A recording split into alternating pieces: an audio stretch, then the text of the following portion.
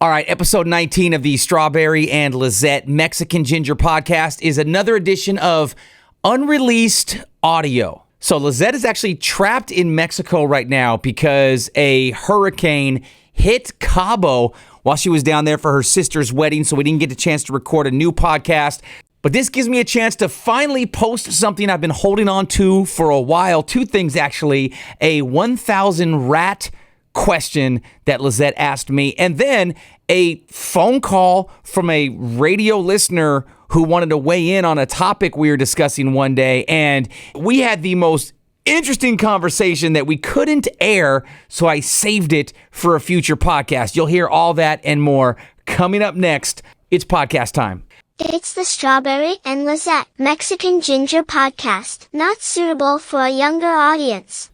You ready? Yeah. You're in an arena. Are you? I need you to pay attention. I am. I'm listening. I'm just writing. Okay, sorry. Start over to go. Okay. You're in an arena with 50 hawks, 10 crocodiles, 3 brown bears, 15 wolves, 1 hunter with a rifle, 7 buffalo, 10,000 rats, 5 gorillas, and 4 lions. Pick 2 to defend you. The others will attack you. The goal is to survive 1 hour. Okay. Holy cow. I'll hand you the list so you can look it over. I'm in an arena and I have to stay there. I can't get out of the arena. Nope. You got to stay in the arena for 1 hour, and you have to survive. You can only pick 2 of those groups to be on your team. Ugh, the rats are disgusting. 10,000 though. 50 hawks, 10 crocodile. Can I go to the bathroom and hide? No. 10 crocodiles, 3 bears. Jesus Christ. Is there a right answer to this? No. Oh, I'm just picking. Okay. What does my heart say? I want to take the hunter with the rifle because if he's got ammo, I'm going to go hunter with rifle for sure. 10,000 rats. 10,000 rats. They can probably...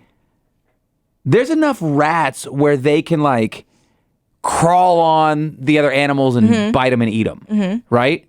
Just by sheer numbers alone. One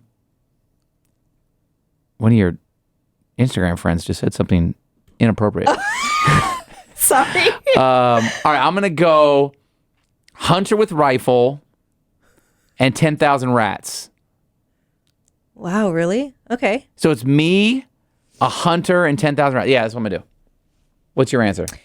My answer was the 10,000 rats because I thought the same thing. 10,000 rats is a lot of rats. They can bite stuff. And yeah, they easily will just eat through whatever opponents we have out there. Just to get covered with rats and the way they notch you. Gross. So disgusting, right? And then I also picked the, I was in between the 5 gorillas and the 15 wolves. Yeah. Because gorillas are big as shit. Gorillas are big. And I'm thinking, I went down each list. Could a gorilla take a crocodile?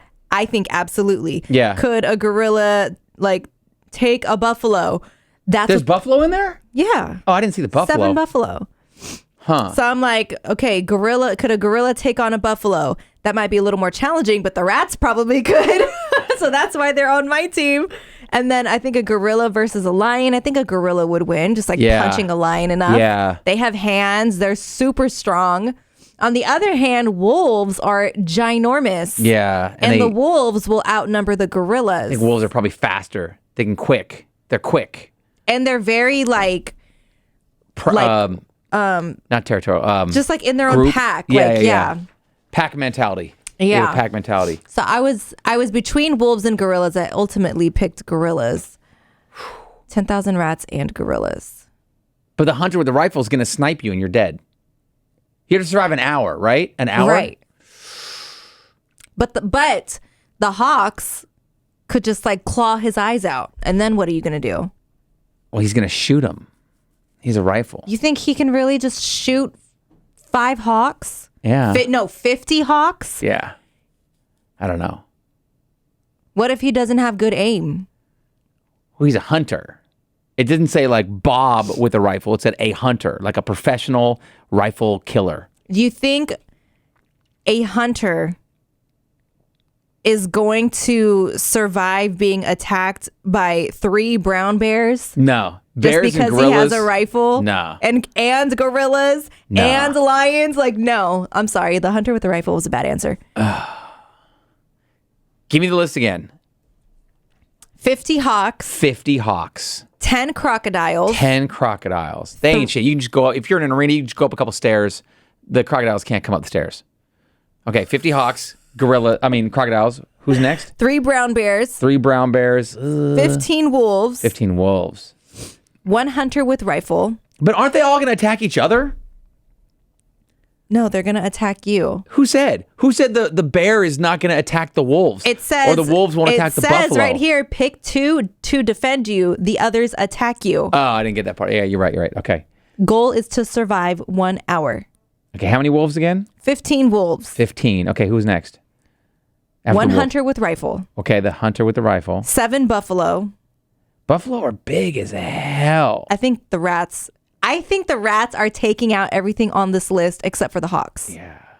And then what's after buffalo, rats? 5 gorillas, 4 gorillas. lions. Oh, the lions, though. King of the jungle? The rats are taking them out. Oof. I'm going to go to the very top of the arena, and when people try to attack me, I'm going to push them off. Don't forget, there's 50 hawks up there. That's where the hunter comes in.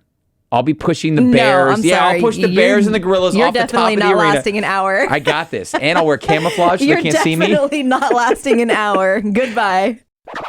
Okay, this next piece of unreleased audio was literally just a conversation Lizette and I were having with a caller because we were doing a topic on the radio show one day about unusual jobs. None of this ever got aired, but I saved it. Oh, you know what that could actually launch into? Like the weirdest job you've had, like the weirdest like side hustle, like the weirdest. I don't have one though. I sold once. You sold or an actual Actually, it was what? The drug? Holy shit. Okay, hold on. Okay, so let me backtrack before we go down that road. She's like, I don't have a weird one. I used to sold. It was one time. Before we go down that road, so you know the Oscar Mayer Wienermobile? Uh-huh. Have you ever seen it like out, like drive past you or at a farmer's market or a fair or anything? Have you ever like seen the Wienermobile in person? I feel like I have, or maybe I just really wanted to and I fantasized it. So they're actually hiring drivers right now. They're having this huge hiring event. They're called hot doggers. They're looking for hot doggers, people to drive the Oscar Mayer Wienermobile across 20 states, 200,000 miles. You're going to go to like over 200 events and obviously capture it all on social media. So we want to know, what's the weirdest job you've ever had? I was a costume character. Oh, lucky. I love those. Me too. So, yeah, you love them until it's summer and it's 30 degrees hotter in that suit than it is outside, and you have ice shoved in your bra to cool you off so you don't have a heat stroke. And you're like, don't make any money, and kids try and rip your head off. It was... Sounds great. Yeah, did you do it for birthday parties or like promo events, or were you at the like amusement a theme park? Yeah, I did birthday parties. I also did a stint at a theme park. So different characters at different locations. But yes, I didn't learn my lesson the first time and went and did it again. So I don't know. Wow. I think my baby daddy used to be one at Six Flags. Really? Yeah. Whoa. How tall are you, by the way? Were you short when you were a costume character? Short. Yeah, that's why. Yeah, I'm very small. So it was helpful. Yeah. But I will say that working in a theme park is better than working at the parties, because like at theme parks, you get like mandatory breaks and stuff to go cool off. At birthday parties, it's like being thrown into the jungle and you're just like a little baby lamb. Oh, I bet. Yeah. I've been friends with this guy for a while. We were hanging out one night, And come to find out, he went to UNLV, and just on a whim, he went to go, I don't know if it was a tryout or a sign up, but whatever. He went to go he signed up to be the mascot, like the rebel mascot.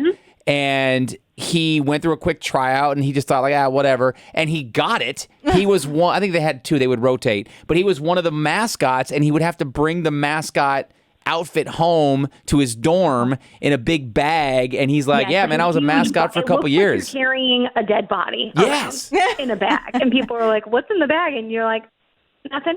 Because you're not allowed to talk about it. Yeah. Like, it's nothing.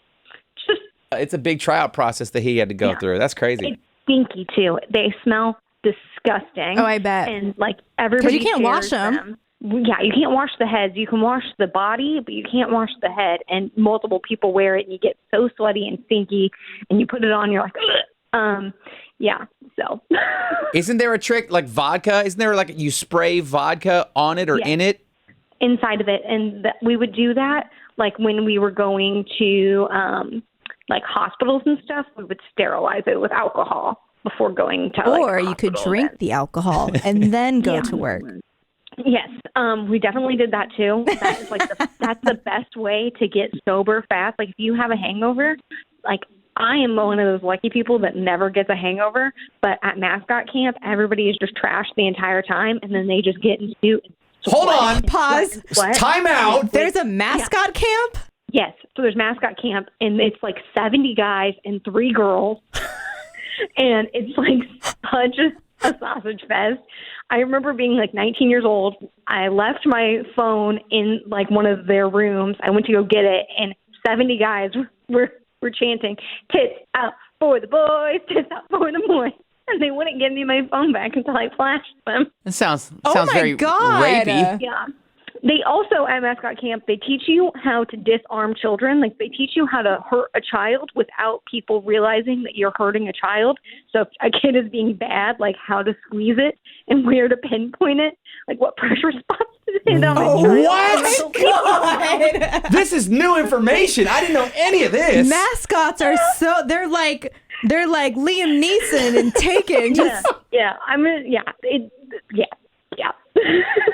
Okay. They're just college kids that are like, they're the wildest college kids, and they are learning how to abuse children. So it's really fun. I recommend. Do you still remember those skills?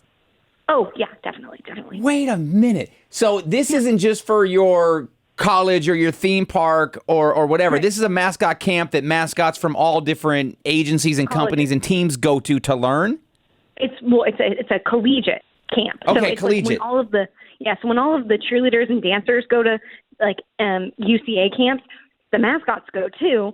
And while they all have curfews and have to look pretty the next morning, we're in suits so nobody can see what we look like. So we can be like drunk or hungover and nobody knows.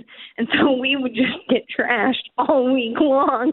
And oh my God. Put on the suit and run around and be stupid. And people are like, "Oh, so fun! Look at the mascot." But really, we're just being drunk and dumb. What? It was so fun. So it was so fun. So other than like wrist locks and arm locks and disarming kids, what else do you go through it at mascot camp? What do you learn? Like make sure you keep the head on the whole time, or like what's the? Yeah. So you learn how to like. Every character has like a specific walk, and so you learn how to do your specific character's walk. You practice signatures. You practice posing in pictures. You don't really want to. It's kind of like being. So it's like the characters at Disneyland. Yes, exactly. And I actually lived in Florida for a while, and I worked at Universal, and I auditioned to be Mickey and Minnie Mouse at Disneyland or Disney World. So yeah, I've done a lot of characters. Holy crap! I know a guy. How to, like pose and not touch people, and like what to do with your hands. Yeah. Because think like middle-aged white guy. You don't want to be groping a girl, and you'll get in trouble. Sure. If you're a celebrity and you do that. Same thing if you're a mascot. Also, you'll notice not all mascots have 5 fingers in their gloves. You lose a finger if somebody that has worn that costume has ever flipped somebody off and they got caught doing it, then you lose a finger in your glove. They'll take it away from you, you mean? Yeah, they make you have a 4-finger glove, and you have to put 2 fingers in one of the slots, or a 3-finger glove, and you have to put 2. Yeah. So if a character has all 5 fingers, that means that they never got in trouble. Oh, wow. Interesting. It's like the Yakuza. And if you ever meet somebody that has been a college mascot, there's a very high chance, like a 95% chance, that they have a tattoo about that mascot on their ass. Oh, that's cool. On their ass? Yeah. On the ass tats. And do you have one? I can't. I do. I love it. What is it? It's the signature. I was the Jayhawk at the University of Kansas, so it says Baby J. And at my wedding, all of the mascots were there, and we had my professional photographer for my wedding. We all went on the patio and pulled. You took matching ass tattoo pictures? Yes. That's hilarious. So cool. There's just a big ass tat picture. Oh my God, he's gonna Google it. No, I'm looking up something. Hold on. Feel free to hang up. No. Hold on. I know the Spartans, Michigan State Spartans, the Goldies, the Minnesota, the Goldies from Minnesota, and the Colorado and the Buckies. They all, for sure, if you ever meet anybody that's been to one of those schools, they 100% have a tattoo on their ass.